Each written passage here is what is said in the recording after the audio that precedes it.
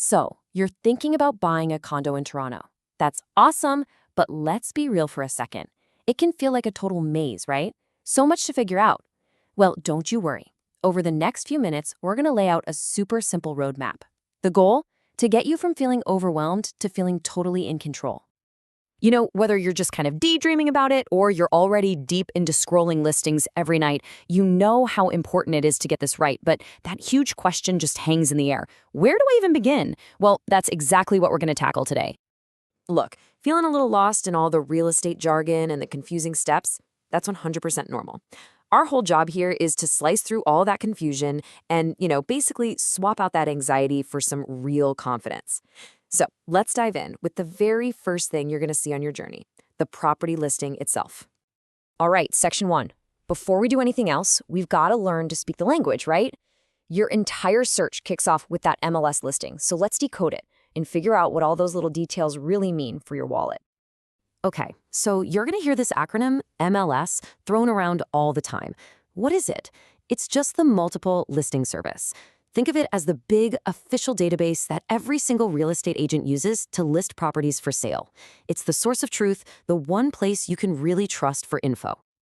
All right, let's look at what's on a typical listing. Square footage, pretty straightforward, right? It lets you compare the size of different units, apples to apples. Property taxes, that's what you'll pay the city every year. But here's the big one for condos, maintenance fees. Now, don't just see this as another cost. It's actually a bundle. It usually covers stuff like your heat, your water, building maintenance, and even access to things like the gym or the pool. So here's the most important tip. You have to add this fee to your estimated mortgage and property tax to get your real total monthly cost. Don't forget it. Okay, so now you can read a listing like a total pro. Awesome. But how do you go from looking at listings to actually, buying the place? Let's get into the 3 main steps. It really boils down to just 3 steps. But listen up, the order here is everything. It's not a suggestion, it's the rulebook. First, you get your financing sorted. Then, you go see some places. And only after that do you even think about making an offer. Following this exact order is what keeps you safe and puts you in the driver's seat. And I really, really cannot say this enough. Step 1, getting that mortgage pre-approval is absolutely non-negotiable. Seriously. It's more than just knowing what you can afford. It's your golden ticket. In a hot market like Toronto, showing up with that pre-approval tells the seller, hey, I'm serious and I'm ready to go. It means when you find the one, you can jump on it fast and with complete confidence. All right, things are getting exciting. You've found a condo you love, you're pre-approved, you're ready to make an offer. Hold on.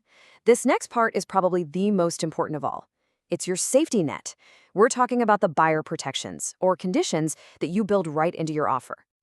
Yeah, think of these conditions as your legal out, your escape hatches if something isn't right. The financing condition, that just gives your bank the final say-so on this specific property. The inspection condition, that lets you bring in a pro to make sure there are no hidden physical problems. And then there's the third one, the status certificate review.